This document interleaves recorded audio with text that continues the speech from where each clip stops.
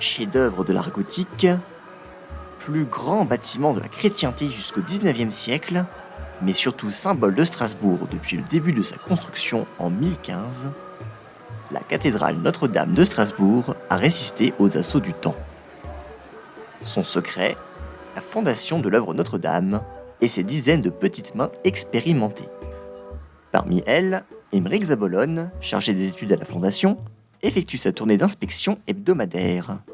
L'œuvre Notre-Dame, c'est un cas assez unique, mais on est vraiment au chevet de la cathédrale au quotidien et en permanence, ce qu'aucun autre édifice en France et assez peu d'édifices en Europe peuvent avoir. Cela se passe à 66 mètres du sol. Après une montée via le mont de Charge, une scène de crime se dévoile. Un tapis de fiente décorant le sol. Les coupables, les voici. Les pigeons. Ils sont nombreux à avoir pris d'assaut le bâtiment. Face à cette menace, des solutions sont à l'étude. On essaie de fermer avec de jolies petites grilles qu'on essaie d'intégrer le plus possible dans l'esprit de la cathédrale. L'installation d'un nichoir à faucons au sommet de la cathédrale est aussi une solution prometteuse imaginée pour faire fuir ses actuels locataires. Pour l'heure, une seule chose à faire, gratter le sol à l'aide d'une raclette et récupérer le butin dans un seau. La cathédrale est en grès des Vosges, elle est donc particulièrement sensible au ruissellement et aux altérations, ce qui interdit l'utilisation de produits chimiques. Il faut entretenir et non détruire.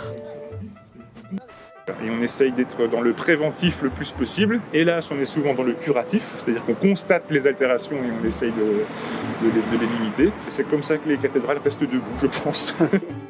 Tous les lundis, après 2 heures d'inspection et de nettoyage, Aymeric Zabolone va répertorier les anomalies détectées, comme cette gargouille abîmée à la corne, au bureau de la Fondation.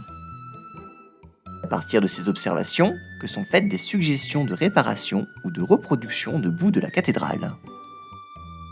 Ce sont les yeux d'un expert qui permettent la création de différents plans.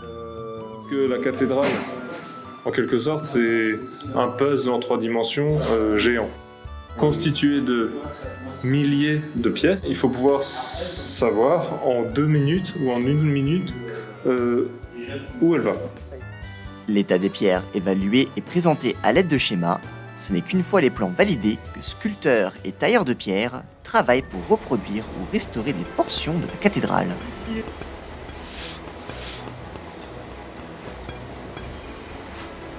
Tout ce qui est géométrique, c'est de la taille de pierre. Tout ce qui ne l'est pas, c'est de la sculpture.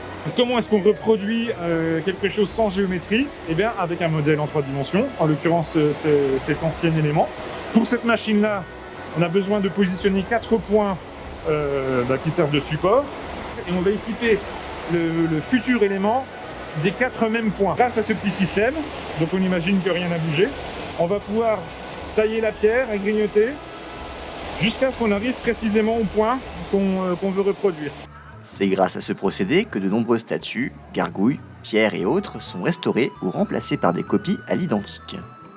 Les outils utilisés n'ont que peu changé depuis le début de la Fondation il y a 800 ans, et chaque nouvelle génération a pour ambition de prolonger cette longue chaîne de protecteurs de la cathédrale. Je pense que ça leur fait plaisir, parce que les Strasbourgeois aiment beaucoup leur cathédrale. Ça peut un peu déplaire certaines périodes, par exemple dans les années 2000, pendant 6-8 ans, on n'a pas vu la flèche parce qu'elle était cachée par l'échafaudage. Mais quand on l'enlève, tout le monde est content de voir qu'on a bien travaillé et que ça se passe bien. L'année prochaine, la cathédrale de Strasbourg soufflera sa 583e bougie depuis la fin de sa construction, et grâce aux efforts de la Fondation, elle pourra encore en fêter beaucoup d'autres.